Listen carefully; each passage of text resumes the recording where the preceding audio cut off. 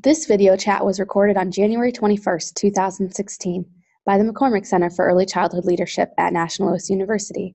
This is episode 3 of Policy Matters, an early childhood education policy video chat series featuring Susan Ochshorn of ECE Policy Works and Teri Talan of the McCormick Center. In this episode, Susan and Teri discuss how the early childhood education field can put the whole child at the center of education reform policy. Hello, everyone. We're going to talk today about putting the whole child at the center of education reform policy. And I think that this is really one of the most critical conversations that we're having today as a society, because we know that children's ability to develop well and learn is really based on so many factors: their economic, their family's economic status, race and ethnicity, where they live, what kinds of funding and investment is made in children. Their health is really, really important. And mostly, very, very important is their social emotional development, which is really the key. I always call it joined at the hip with cognitive development.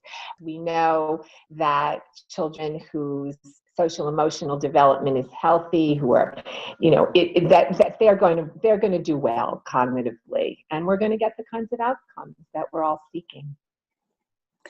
So Susan, I think when we're speaking to policymakers, for example, it's not always easy to make that argument or that image of the whole child come alive. What has been your experience in really being effective at getting that message into policy, working with policymakers in New York? Yes, I think that that's a great question. And in New York, that is really one of the key questions as de Blasio is rolling out his very bold pre-kindergarten initiative, Universal Preschool for All. What I'm going to kind of approach it from kind of the back end, which is to say, and that I think as a society that this message is starting to percolate. We are seeing across media platforms, across conversations among policymakers and other constituents who are working on behalf of children and families, a real understanding that social emotional development is and that the other factors that affect kids' development, like poverty and their health, they are all really rising to the surface. And I, for one, am so heartened. So Teri, I guess what I think is that early childhood professionals who are really the experts in leading this conversation. So I feel very, very positive about it. Great. I mean, I was thinking about one of the unintended consequences of some of the communication strategies that were developed over maybe 10 years ago, when it was difficult to get any traction around early childhood or early care and education. And working with communications strategists, I'm thinking George Lakoff in particular, there was a lot of emphasis in communicating that what we do in early childhood settings is education, is early learning, to use teacher and education as opposed to care and nurturing or in our language. And I think one of the unintended consequences has been that now we've moved into thinking, when we think teacher, think education, people think cognitive development and learning in a much more narrow way. And some of that, I think, is really that we caused ourselves to have that kind of truncated view of early learning and development. And I'm just curious as to whether or not you think that, what your reaction to that is.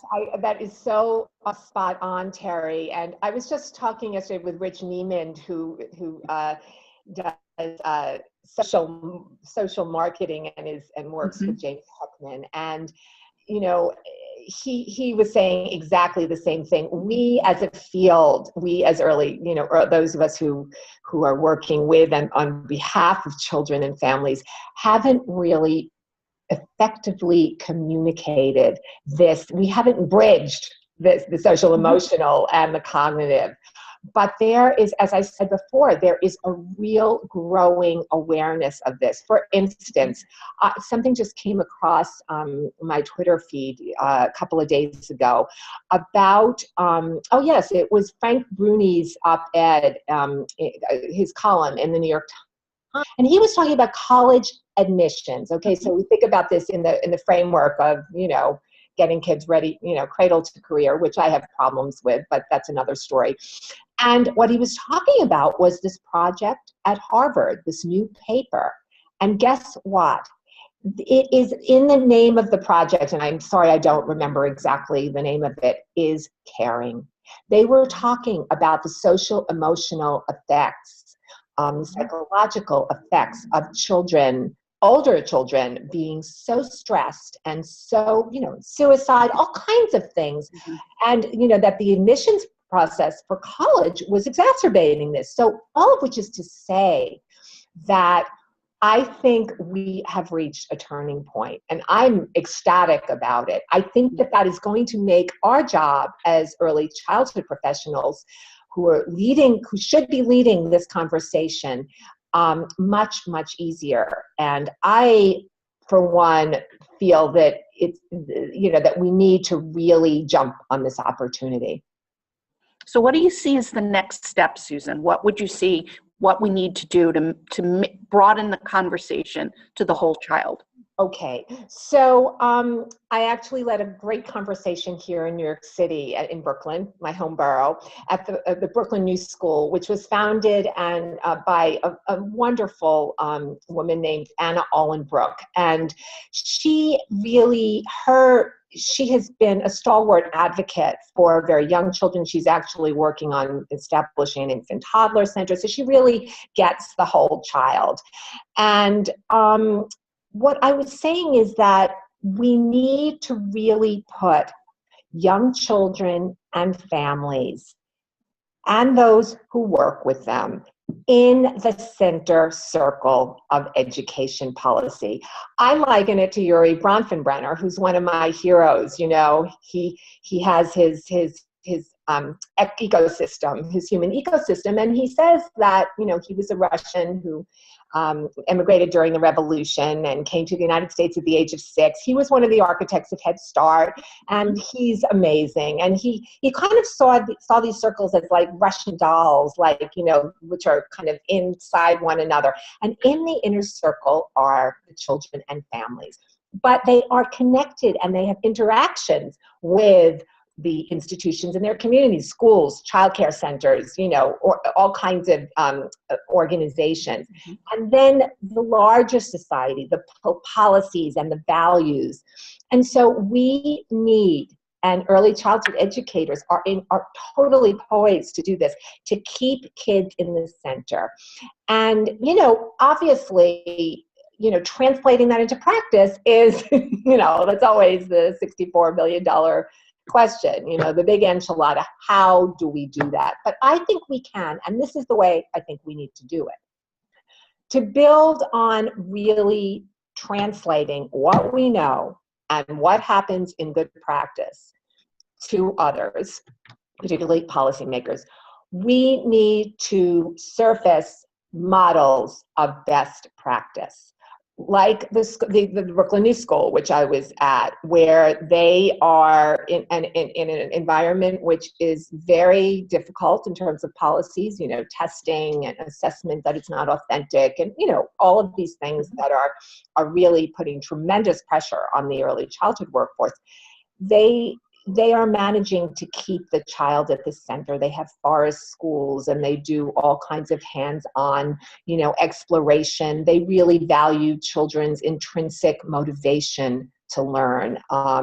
And we need to we need to sort of go beyond pointing out what we're doing wrong, which I do think we need to continue to do, and I will certainly do that, but to really showcase what it looks like, the kinds of practice, the kinds of programs that are having an impact on children and are going to guarantee that we get the outcomes that we're seeking.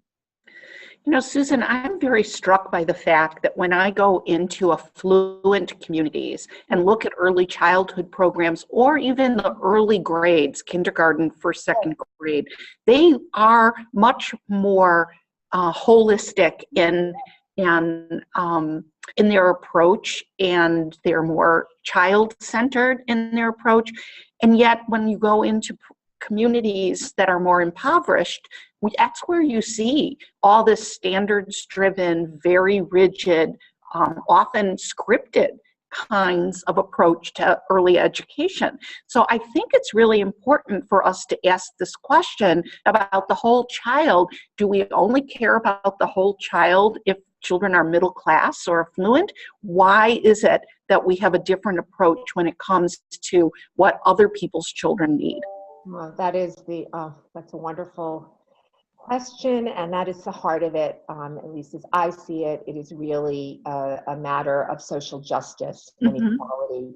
And it's, I think that this is really a matter of creating alliances among all groups, across the socioeconomic spectrum, across the racial and cultural spectrum. We are really starting to do that here in New York City, and it's so exciting, and I'm so heartened by it. But yes, the other issue, which is of course so of interest to McCormick Center for Early Childhood Leadership and to National Louis University, is that less experienced teachers are going into these communities where we most need seasoned, or at least if they're not seasoned, well-prepared, well-trained early childhood educators, because that's what's happening. And they are afraid to speak out because in the current climate, they're very intimidated. So this is a Herculean task, though. I mean, de Blasio is facing it here in New York City. They're doing an amazing job, but it is very difficult because, as you say, there is this tremendous gap, and we need to close it. I include those who work with children from birth to age 8, obviously. They're really the linchpin of all of this. It's a huge responsibility, but it's also a professional responsibility. And NAEYC's professional standards, advocacy, and really articulating what young children need are the cornerstones of professional practice. And so I am so excited to see that there's this groundswell of early childhood professionals who are starting to speak out. They are starting to blog. They are starting to join organizations, whether it be unions or many of the growing organizations that are working for equality and whole child education reform. And I think that is the challenge, that is the mandate of professional development in the 21st century for the early childhood educator.